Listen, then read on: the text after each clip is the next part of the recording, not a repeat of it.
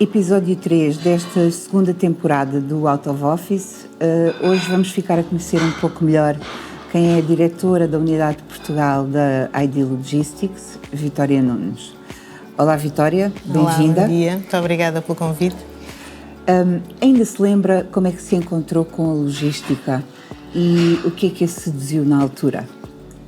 Lembro perfeitamente quando é que me encontrei com a logística, já foi há muitos anos atrás, em 98, quando a Aitena estava à procura de uma diretora técnica, porque estava a iniciar o seu negócio farmacêutico. Nessa altura colocou um anúncio no jornal e eu que estava a trabalhar a norte, interessava-me por motivos pessoais aproximar-me aqui mais do sul. E então concorri e fiquei. Na altura, confesso que não sabia sequer o que era um operador logístico. Vi um bocadinho a aventura, pensei que interessava vir então aqui para a zona de Lisboa e, se depois não corresse bem, mais tarde depois mudaria de trabalho. Não aconteceu. Pois, teve a oportunidade de passar pela Labesfal, mas daí para a frente, de facto, a carreira foi sempre associada a operadores logísticos. Em certos dias nunca foi assaltada por aquele pensamento inconfessável: ai, quem me dera estar do lado do cliente? Não. Do lado do cliente, não. Às vezes assalta-me o desejo de ter um emprego das 9 às 6. Às vezes aqueles empregos certinhos, que nós sabemos com o que contamos, temos horas de entrada, temos horas de saída e que quando saímos para casa, que não levamos connosco os problemas e que não estamos permanentemente a pensar naquilo que está a acontecer, porque estamos longe fisicamente, mas na realidade sabemos o que é que se está a passar, ou queremos estar sempre em cima do acontecimento. Às vezes sim, tenho esse desejo de ter algum emprego ou ter uma atividade que de alguma forma conseguisse fazer o corte e dizer, pronto, agora estou em casa e não estou a pensar naquilo que está a passar. Mas do lado do cliente, honestamente, não. Eles também têm uma vida complicada. O supply chain é sempre complicado. Os nossos clientes também são supply chain, portanto, de qualquer das maneiras podem não ter a parte física, às vezes, da operação, mas de qualquer das maneiras também, a vida não é fácil. E normalmente, quando alguém diz que trabalha em logística, do outro lado vemos sempre reações estranhas e olhares de espanto. Já viveu alguma história desse género, engraçada ou curiosa e que vale a pena partilhar? Assim, muito engraçado, não. O que acontece muitas vezes é que tenho que explicar o que é logística. Ou seja, às vezes eu digo que trabalho na área da logística e a pergunta seguinte é mas exatamente faz o quê? E então aí tento explicar que trabalhamos em armazéns e transportamos os produtos e basicamente fazemos o abastecimento àquilo que são os supermercados ou às farmácias. E, portanto, acabo por ter às vezes que explicar.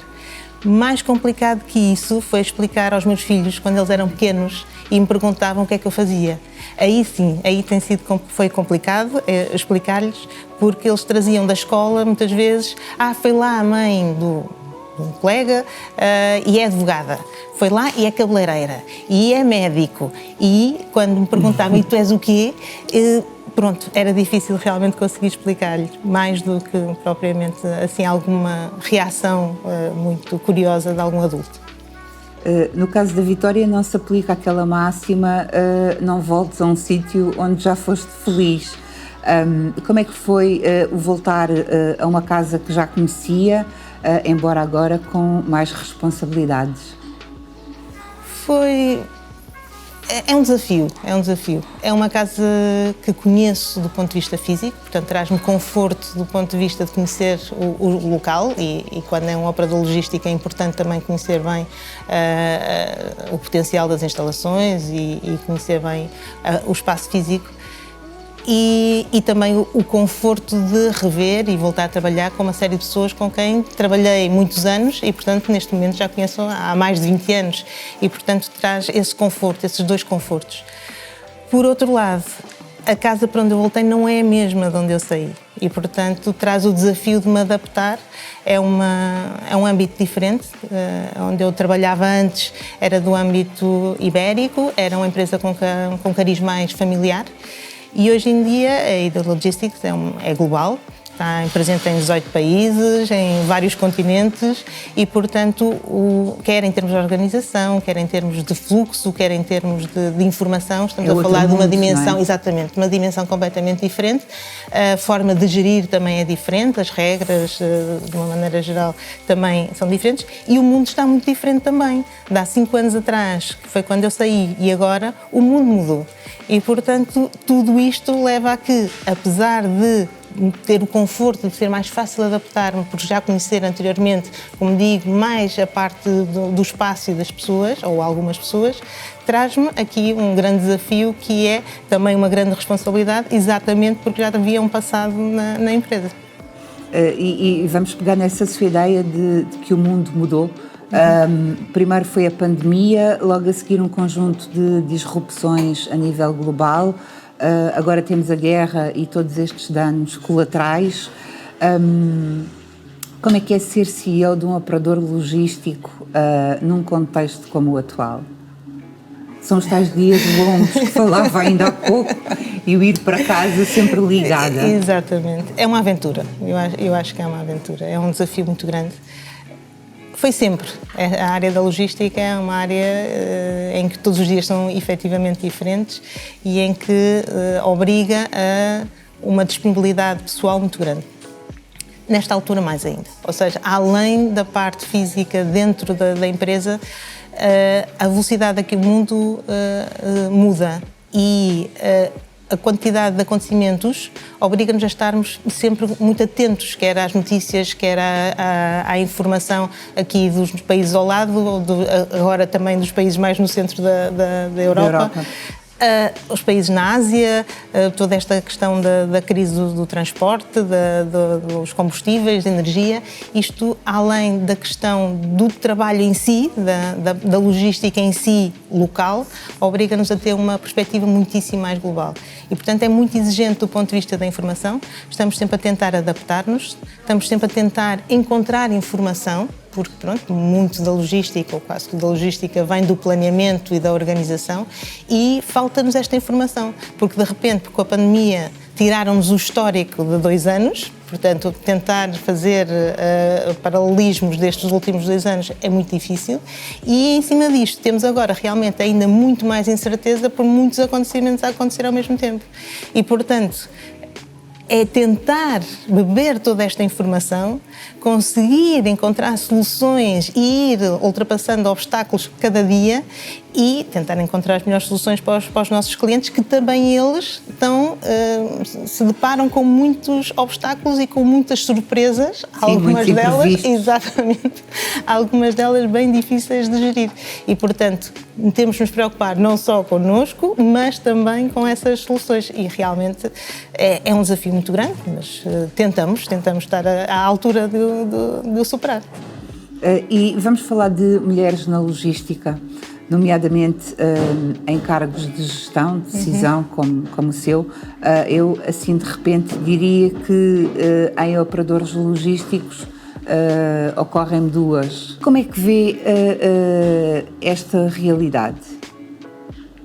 Se calhar nunca tinha pensado que, de facto, em operadores logísticos não tinha muitas colegas mulheres como CEOs ou administradoras. Pois confesso que não tinha pensado muito nisso, mas vejo como uma oportunidade.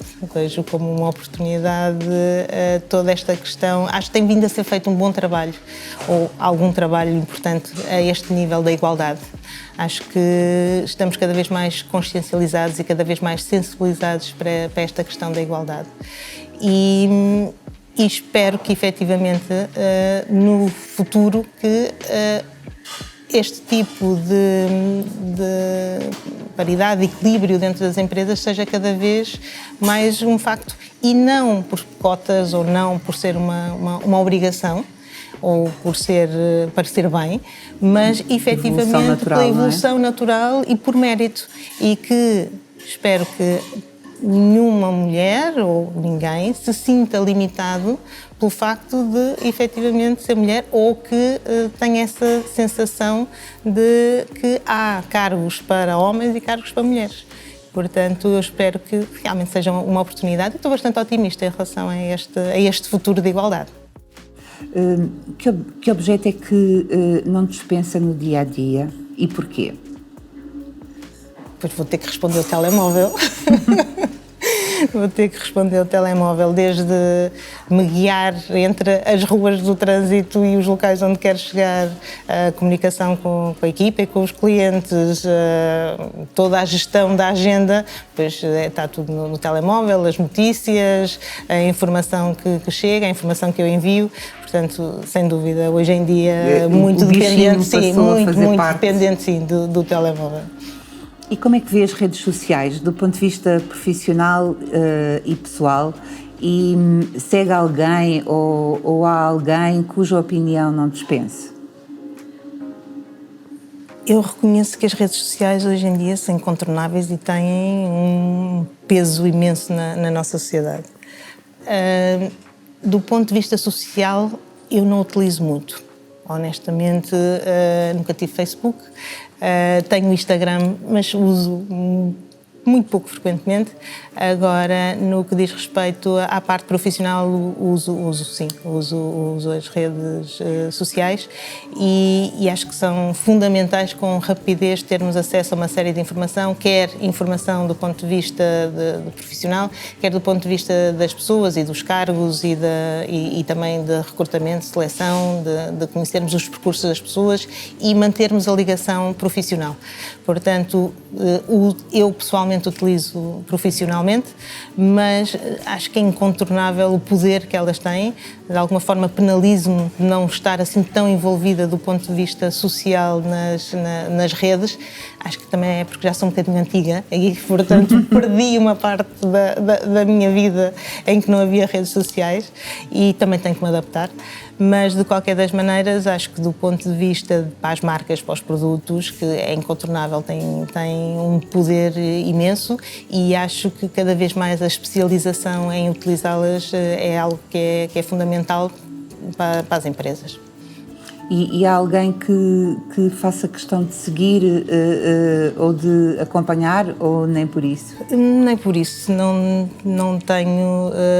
normalmente não sigo pessoas, sigo mais as empresas, mas pronto, há algumas pessoas que influenciam muito a minha vida, mas mais pessoalmente ou no espaço físico do que no espaço virtual. E que hábito ou mania sua gostava de poder mudar? Um bocadinho aquilo que falei há pouco, que é, eu gostava de conseguir chegar a casa e às vezes esquecer-me do que está a passar no trabalho. É um hábito, é algo que realmente... com o tempo pensei que conseguiria ir fazendo melhor esta separação entre o trabalho e a casa, mas efetivamente não.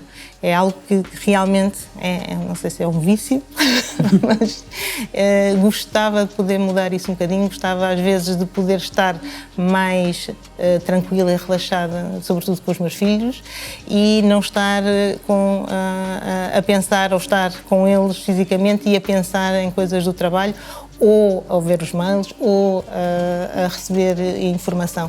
Mas, efetivamente, tenho alguma dificuldade, sobretudo quando se está a passar alguma coisa mais importante ou que me cause mais necessidade de estar mais próxima do trabalho. Tenho alguma dificuldade em conseguir fazer este corte. E um livro ou uma personalidade que tenha sido marcante ou que a tenha influenciado? Ao longo da minha vida, pronto, muitos livros e muitas pessoas. Não consigo destacar assim alguém em especial, a não ser, pronto, obviamente, há uma pessoa que foi muito importante e a quem devo muito daquilo que hoje sou e estou em termos de trabalho, que foi o meu chefe durante muito tempo, que foi o engenheiro José Miguel do Rosário, e realmente me marcou muito. Marcou quer pela personalidade, quer por aquilo que me ensinou, pelas oportunidades que me deu. Portanto, assim como personalidade que possa destacar, ou como pessoa que realmente influenciou muito a minha vida, posso nomear o engenheiro Miguel do Rosário. De resto, livros sim, em diferentes áreas da vida, em momentos diferentes, alguns mais técnicos, outros mais pessoais, mas não posso assim dizer que haja um que tenha efetivamente marcado muito. E ser CEO de um operador logístico é uma aventura. É uma aventura e um grande desafio. Cada vez mais, sim, não é? Sim, e uma grande responsabilidade.